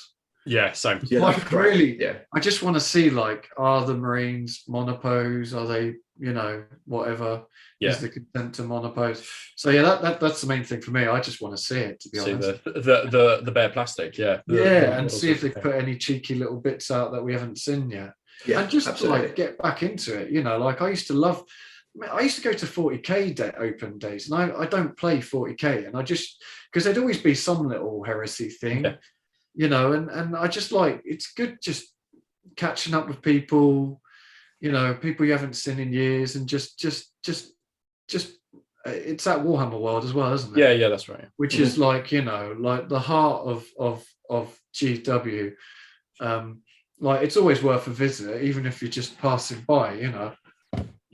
So I'm just looking forward just to get back into it. It really does feel like, you know, COVID's fucking done and we can actually just get on and enjoy life again. Absolutely. So I'm really looking forward to it. So speaking of models, let's have a look at the next slide, because I think we have some models which are shown to us. So these ones were shown after the cinematic trailer at Adepticon. So we had one Beaky Marine, I think, and then we had the Praetor level character, or the character Centurion, whatever you're gonna have him as in your army. But I think that specifically this is a Sons of Horus Praetor, but can become a generic Praetor. I think the first this is a bit Marmite, this character. Me and Lee absolutely love it. But Paul, you can't stand the Praetor level character, can you? This one. I'm just not a massive fan. Not a fan, No, it's just a bit too over the top for me. I'm not too sure about the round. See, I absolutely love it. I think it's really menacing. I think it's got a great silhouette. I think it looks really cool. I like the skull kind of like trophy rack on the side, because it'd be good to turn those paint them into actual skulls as well, I think. So but it's interesting. I think in terms of the design choice here, although they've kind of painted it in Sons of Horus, they've left it generic enough because it's got a few Aquillas either on the axe or on the kind of like the mounted kind of trophy rack thing. So you can turn it into whatever one you want to, but it definitely has a more traitor feel with the mask and the top knot, right? Yeah, absolutely. Yeah, I think I'd like to see it up. I'd like to see it in the hand. Hopefully, get to see it at the open day. Yeah. Maybe they've got one you can pick up. I don't know. Maybe I'm hoping for a little bit too much there. But yeah, it's just a bit. It's not really for my taste. To my taste, sorry. Well, you're wrong because it is great. Okay, that's fine. I've been wrong before. I can be wrong again. It's fine. I don't mind. How does it feel being wrong? I'm always wrong, Lee. And Lee, do you want to talk us through the Mark 6 Marine? What are your thoughts on this now? We've got an actual non-potato cam image of it. I mean, it's awesome, isn't it? Yeah, it's so cool. Like just everything, like the posing, like the proportions. I know people, wow, it's bigger than my whatever. Like if it is, it is. Like it's not that noticeable, I'd imagine, on the table. And actually, I'm one of them. I'm all up for upscaling. I love playing like a militia force and seeing Marines being not the same size as like a tiny little human. Yeah. Like the Primaris Marines, is it the 40k ones? Yeah. Like I'm not a huge fan of their look, but when you see them next to another model and they're towering over it, it looks fucking brilliant. And the proportions as well. Like you look at the Mark III models now, and they've got stumpy little tiny legs. You know, they've it's like Gene Seed made their upper half grow. I think that if you these won't look out of place in your army, but I think that they will probably be better to paint. I think the other thing is that the empty panels allow you to put transfers in places that you probably couldn't before. Like certainly on the shin, like the shin guards, I think, because they're nice big flat panels. I think will work great. And I think because they're such big flat panels, you'll be able to get some good contrast when you're airbrushing those miniatures as well. So that'll be really exciting to see. Because I don't think these ones. I think these were all done with brush. They don't look airbrushed to me. Right. These ones, but I think that some of the blends have been done just with a brush. But what I can see though on this miniature, which I hadn't realized though, is you can see on the back top of the thigh, you can see some 3D print lines, which is interesting. So because from my understanding though, they print these off or in 3D, they paint them up, and then what we get is different to what these are, right? So I don't necessarily think we'll get the 3D print lines on our models, but well, fingers crossed we won't. But I think often, they get the 3D printed version to paint up for the box art. And we also had a conversation about skulls, didn't we? About whether or not the skulls on the feet come with the models, or whether there's something new. But more skulls, the better, really. I think. Yeah, I'm a big fan of skulls on bases. So awesome. But just going back to the model itself, like I really like the poses. I like the fact that they've actually that they look like they're holding a rifle. They're not just kind of, Rambo pose. They're, which is why I'd like to see the sprues, because hopefully they're not just kind of mono pose. The front goes back to the back. But I think they're awesome. Like I think they look brilliant. Yeah, they look. They're great, and also good trigger control as well from this. I know. Yeah, he's got a good discipline now. Let's have a look at the next one. So, what I don't think I did say was that since the Adepticon event, every Thursday we've had some sort of models kind of be released, right? So this one came out this week, whereas the week before we had one the Beaky Marines and the full range of Beaky Marines. They're all range community. So this one dropped though on Thursday this week, and this is the kind of like the alternative Praetor to the Sons of Horus one that we've seen, painted up in Imperial Fist colors. And I think the clear theme of this box set is going to be like the Siege of Terror or something, right? And if it's not called the Siege of Terror, that's certainly what they're angling towards. And Paul, why don't we start with you? What did you think of this release? And what was your thoughts on this one? Not a massive fan of the bare head. Right. Maybe it looks a little bit like a sort of swashbuckling type. Swashbuckle, right? Okay. But it's maybe a bit busy again for my taste, but I do like it. I like his Volkite weapon. Looks really cool. It's nice and detailed. That looks cool. Just maybe a bit too much on some of the armor areas, but it's cool. Big up the tactical rock as well that he stood on. And I really like the chipped, damaged look that the painter's gone for. Yeah. And I noticed there was some of that on the Beaky Marine and the other Predator as well. So they're kind of keeping to that slightly damaged. That, like the majority of people who get this model will probably with the bear. So I actually quite like the bear head. I think the paint job on it is really cool as well. Mm-hmm. It's a bit, the Tash is a bit RAF pilot during the early 1900s. Tally-ho. But I think for me, the crest would have to come off, which will be a really simple job of just taking that off. And I think that you've got a really cool looking Castellan for your Imperial Fist. But I am not so keen on the crested bear helmet for the Mark VI, but I think the rest of the model looks pretty awesome. And I think you'll probably see that sword on a number of conversions as well. Like that looks like a Primarch level sword, right? That is pretty awesome looking sword. Yeah, that is cool. That's a Paragon blade, isn't it? That's what it's got. Yeah, absolutely. Lee, what were your thoughts on this bad boy? Again, I really like it. I like the whole thing. I like the head. I mean, I would say that I would never use that head. I like the head, but it's a bit too cartoony for me. I guess I don't know. Not very word bearer-y, is it? No, yeah. Well, I mean, he could be rolling his tash like he's done so. Yeah. But again, I think it's a really one thing that I find quite interesting is obviously when Heresy kind of first started, the whole kind of painting of Heresy models on the Forge World site was all done by the guys, weren't it? Yeah. And it was very kind of realistic weathering. Yeah. And then the last few years, they've kind of gone for an almost GW look, haven't they? Yeah, I think that like the original design studio had been heavily influenced by Mark Bedford and Phil. Yeah. And then that obviously influenced Matt Kane, and then Matt had a big sway over kind of like what the Legion schemes looks like. But I think now that the GW heavy metal team, I don't know if they're like seconded to the specialist painting or to the specialist design team, kind of like studios, but it definitely is a more heavy metal style, but the heavy metal style going towards Heresy, right? But that's it, and that's what I was going to say. Like, I think they found a happy medium now, because I thought, like, I looked at some of the models they released, and I'd look at the paint job, and I was like, well, I can paint better than that. It wasn't. There was no weathering. There's no nothing. Whereas, I think they found a happy medium now. It's still got that heavy metal style, but they've still, they've put more weathering in than they would on a 40k model. So I'm a big fan of it.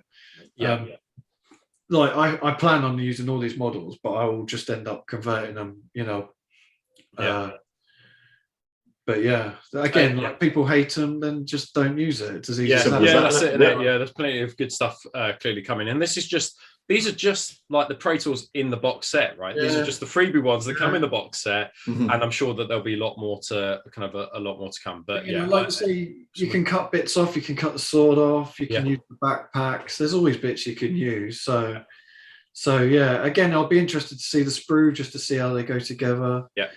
To see what bits you can kind of bastardize and take off and put on other bits. I'm keen to see whether that sword can come down just sort of even 20 degrees or whatever, just almost pointing forward rather than sort of straight up into the air. It's kind of a bit, for me it's a bit He-Man, but I haven't got kind of a problem with it, but I think that it might be cool to have it just a little bit. But I don't know how that will affect the cape. That's the problem. So you might need to green stuff, because the cape looks attached to the that's the trouble, isn't it? To the shoulder. So we'll see. But a really awesome model. And then next Thursday we'll see what comes. My prediction is next Thursday we are going to see the Contemptor, and then the last one we'll see the Spartan. I think that I think Contemptor next week, and then Spartan will be the last one we'll see before the open day. Really exciting times. Right, should we move on to the next part? Brilliant. So just to round that up, hopes and kind of dreams for upcoming Horus Heresy. So the biggest thing for me, I think going plastic will mean that we'll get more people in it. I think resin is expensive, as Paul has already said. It's difficult to deal with, and you need quite a lot of hobby experience. Even on the GW site, they are selling expert model kits now. You know, if you look under the Tau range, Yeah. they call them expert kits, right? So if you remove that level and just, you know, have it all in plastic, it's easier to put together. You're probably going to come up with more options in terms of the plastic sprue, which you'll probably be able to magnetize. I mean, the thing about Adeptus Titanicus is that they give you so many weapons options just with the sprue that it comes with, and you can magnetize them all. That there was a lot of forethought that went into that, and hopefully the same will be for that. But I think more people coming in will just mean, you know, more players, more people to play with, you know, GW investing more, but also from a commission painter's point of view, more money in my back pocket as well. So how about you, Lee? What are your hopes and dreams for the future with Horus Heresy? Yeah, pretty much. Like I'm looking forward just to see the actual rules now. You know, I just want to get amongst the new edition. I just want it out. I want it on sale, going through the actual rules, not trying to look at. And I haven't really paid a huge amount of attention to all the leaks and whatnot, because we don't know how much is going to get changed or you know what. But yeah, I'm looking forward to. You know, it's a new era, isn't it? It's a totally new era. Like, what's changed? How will that affect my army? What new units will be good now? What, you know, will still take 15,000 Vindicator laser destroyers? You know, and yeah, like just plastic tanks. Like, I hate dealing with resin. Like, I'm one of these. I'm definitely not a resin elitist. Like, I can't stand it, and especially for the larger models, for the tanks, just like transporting them around, like, because I magnetize all my models so they stick to my trays. Like, it's so much easier magnetizing a plastic tank than it is a resin Spartan or whatever. Yeah, I agree. You know, just painting them, like just holding a resin model and and then you drop it and they smashes to 1,000 pieces. Yeah, absolutely. And the chip because it's resin. Yeah, so like, yeah, just that. One of the big things that we said, and one of the purposes of this kind of show, that Heresy Hammer though was that we wanted to time it with 2.0 so we could create shows that were also about things like getting into Horus Heresy for new, right? So for us, although we're done it over the past 8 to 10 years or whatever, we know insides out, we know where to begin. But in some ways, this show will be good for us because we'll also learn lots of new stuff on the way as well. You know, like the Kratos model, right? And nobody knows what that thing does as of yet. And doing Tactica reviews and things like that, I think will be good for us. It'll be good for people watching the show as well, right?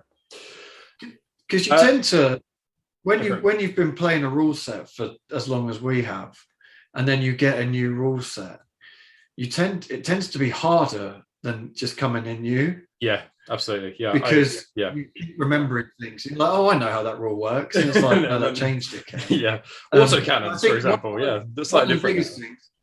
One of the biggest things that I just wanted to say was because stuff's going plastic, it should, in theory, be a lot cheaper to get into. Yeah. Because a Spartan's 120 quid now. It's nuts. Yeah. The buying price is crazy. Yeah. I mean, I think a Spartan was like 90 quid when we started playing. Yeah, which is really pricey as is, right? 90. You know what I mean? So, like, if I mean, even like 70 quid for a plastic Spartan, you know, you buy that from an independent trader, you've cut that cost in half, like literally half that cost. Yeah, and that for a lot of people is massive. Because I remember buying the Mark II squad when I first had my Ultramarines, and it cost me like 60 quid for a 10-man squad.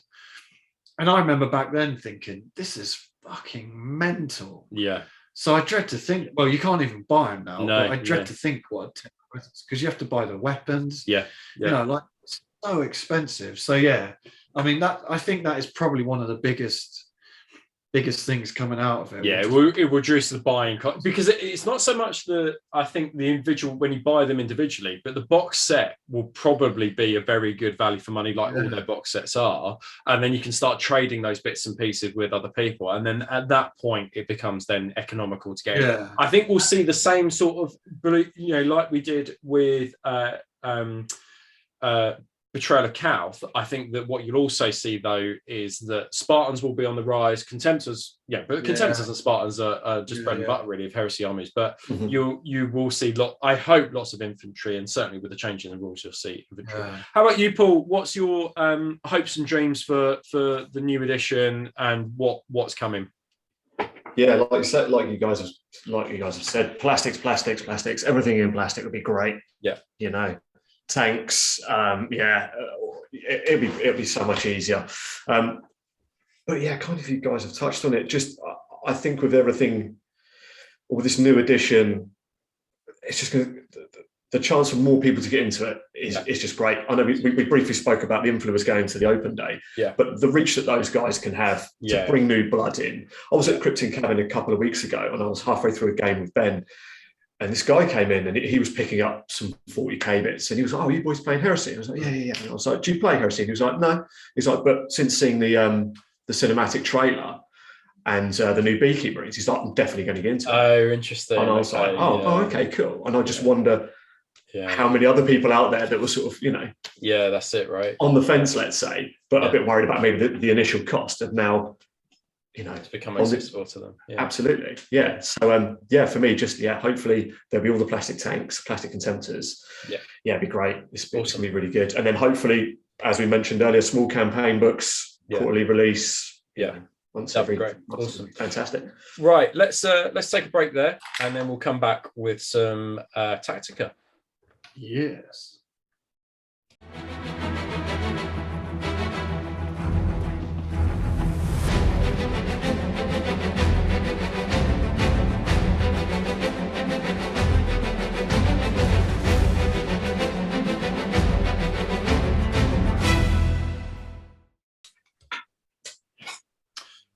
Right, so we're going to move on and have a look at some Heresy Hammer Tactica, and we're going to have a look now at a new unit that dropped this week. Lots going on in Heresy this month in particular, that has been dropped for the Raven Guard. Now, I think the first thing to say about this announcement is that number of people have been worried that the new exemplary battles documents that the Forge World and GW have been dropping weren't going to be able to be used in the new 2.0, and then that kind of made people kind of go, well, should I invest time, money, effort into making these really cool new units because otherwise they're just not going to be able to be used. But we got official confirmation within this exemplary battle article that they would be they'd be actually turning these and retrofitting them for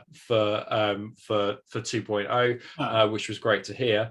But this one has been dropped for Raven Guard. Not the most traditional looking Raven Guard. These are in red and black rather than just their traditional black. But Lee, you and I both ran Raven Guard, but you ran more Terminators than I ever did. Am I right in saying that they get +1 strength or furious charge when they charge? Is that right here? Yeah. Okay, so they've got some inherent Legion rules as well as the ones that we're going to have a look at as well. Yeah, I can't remember off the top of my head, but yeah, I think because they misspelt it, didn't they? They called it Furious Assault or something. Yeah, but it was basically Terminators and I can't remember what else. Bikes, I think it was as well, right? Was it Assault Squad? Yeah, and bikes, I think as well. Yeah. So that made them quite strong. So if you had power axes, that was quite. Yeah. It's interesting because I remember because we did the 30K channel years ago, didn't we? 2014. Yeah. And I remember one of the pissy little comments on there was, "Oh, this isn't a Raven Guard army," because I ran like a squad of Terminators. Yeah. And I mean, it's completely in their fluff. Like. Yeah. And then you see this, and it's like vindication, right? Yeah. Whoever that guy was. Please don't come to my house. Right, let's have a look at the rules and see what this new unit is about then. So these guys are the Raven Guard Deliverer Squad. and one of the things that we were talking about before we started recording was that what I've noticed is that a fairly standard price for Terminators now being churned out of Forger, which is 275. So if they're a specialist Legion specific unit for Terminators, that always seems to be the starting kind of like base cost for them, which is quite interesting. So they are significantly more expensive than normal Legion one wound Terminators currently in the current edition. But these guys, I think, have an awful lot of cool things that go with them, but the number of attacks for the Deliverer's Chieftain is 3, and then the wounds, the fact that they're multi-wound models is just also fantastic as well. Lee, do you want to talk us through their war gear and their special rules for us? Yeah, so this is the first time I've actually had a chance to look at it. So yeah, like you said, the stat lines, they're weapon skill 5. You got the Deliverer and the Deliverer Chieftain. Weapon skill 5, this skill 4, strength 4, toughness 4, 2 wounds each, which is always good on Terminators. Initiative 4, attacks 2, and the Chieftain gets 3 attacks, leadership 8, 9, and then the normal saves for Terminators. So it's a squad of 5, 4 Deliverers, 1 Chieftain, and then unit type is infantry and infantry character for the Chieftain. So the war gear, combi bolters, power weapon any type, cataphractii Terminator armor, infravisor, and teleportation transponder. So that's quite good, because if you're an Imperial Fist and you want to buy a teleportation transponder, you have to pay points to be able to buy that, right? And then the improviser, does that give you night vision? Yeah, I'm trying to remember now. It's been so long since I played. It gives you night vision, but then you take blind at initiative 1, is it? Right, okay, interesting. Oh, right, yeah. I can't see it. So it can screw you over, if I remember correctly. Okay.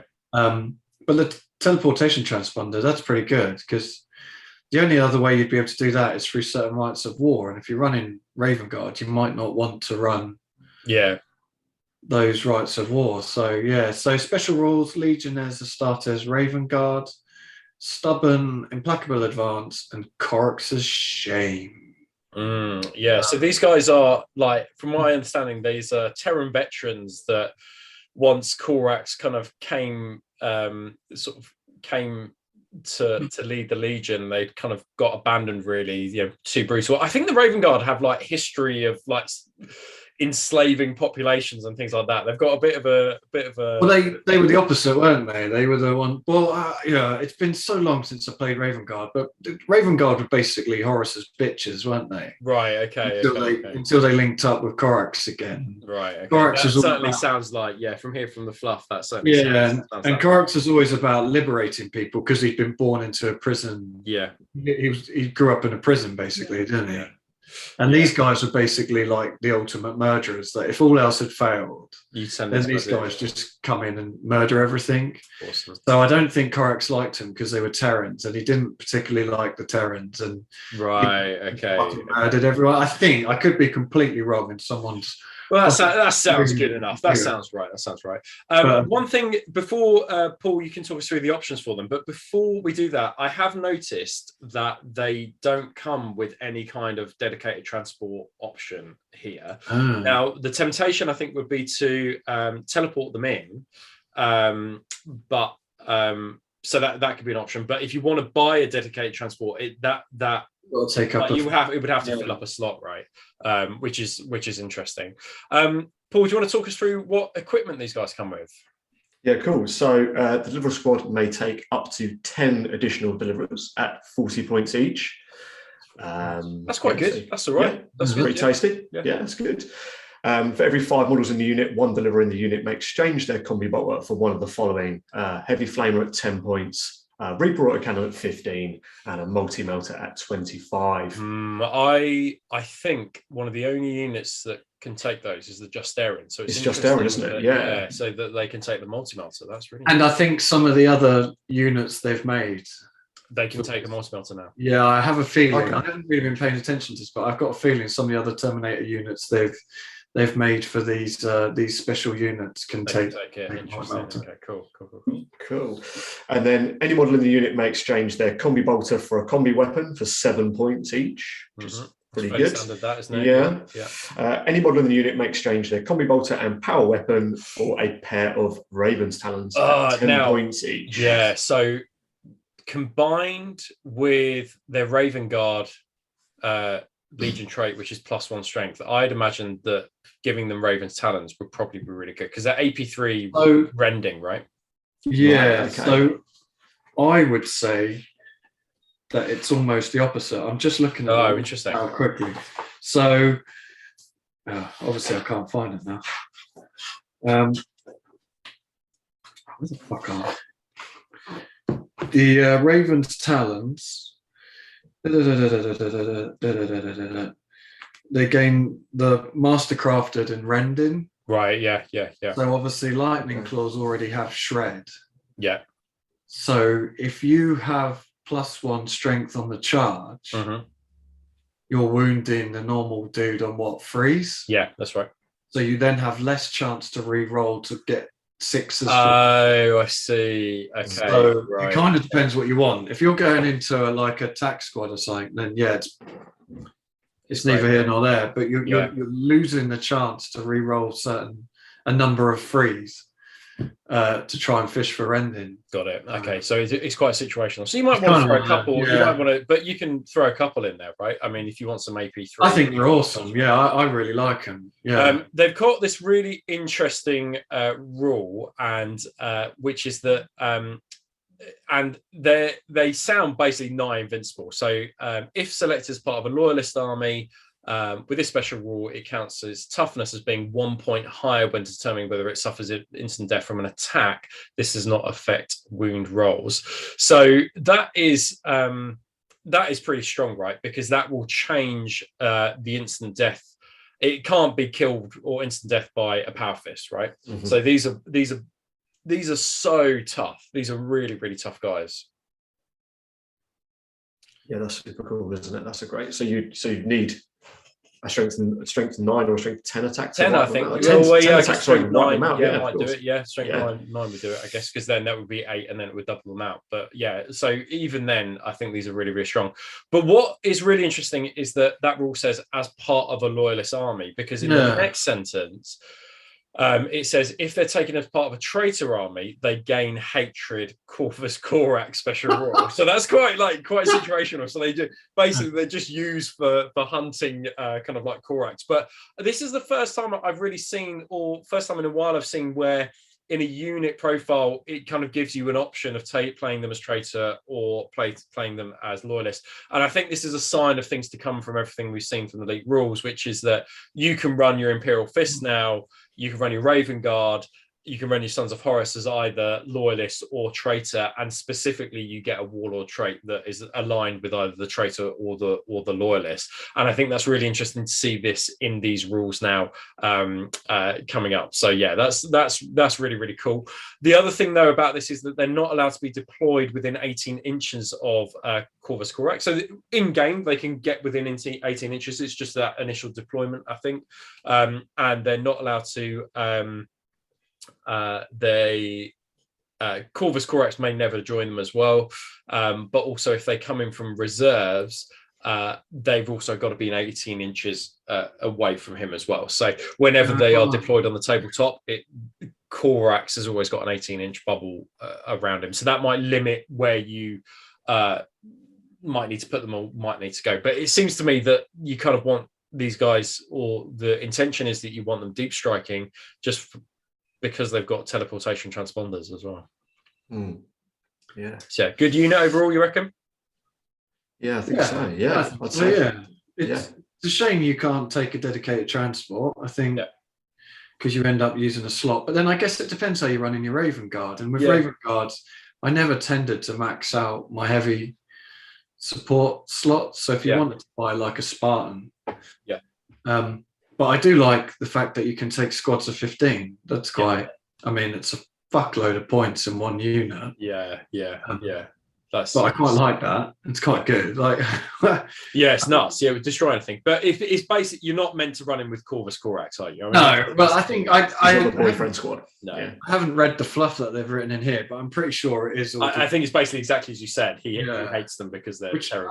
I like it when they put rules in that run with the fluff. You know what I mean? It's like you're not allowed to start near him because he thinks you're a dick. Like, yeah. I'm a big fan of that. Yeah. Well, and I like the multi-melters. Like, I'm a big fan of multi-melters on Terminators. Yeah. So you can roll that 2 and then just fucking never hit anything. Yeah, they're also scoring as well, but they are a 0 to 1 choice, so you can only take 1 unit. So if you want to take a unit, go big or go home, I guess. Yeah. Interesting. But yeah, no, a really cool unit for any army that's not running Corax, I think. Absolutely. Yeah.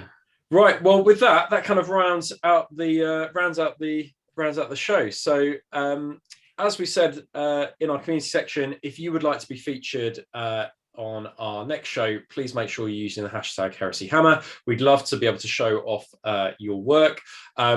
Obviously, you're watching this on YouTube, so don't forget to like, subscribe, and comment and share. As we said to you, in the kind of coming few days and the coming weeks as well, we will get that affiliate link sorted with Cryptic Cabin. So make sure that you use those guys to buy all your Horus Heresy goodies. And also, just one final thing, we would love to be able to share anything going on in the wider community. So whether you're in the UK or elsewhere, please let us know if you've got an event coming up and we'll give you a shout out. If you'd like to send us a list to review in the Tactica section, please make sure that you give us an email as well at heresyhammer30k@gmail.com. We will get back to you as quickly as we can, and maybe you will be your list or your event will be in the next show we do. So it's a goodbye from me. Cheers, guys. Thank you very much. Take care, and we will see you on the next one. Bye, guys. Bye. Bye.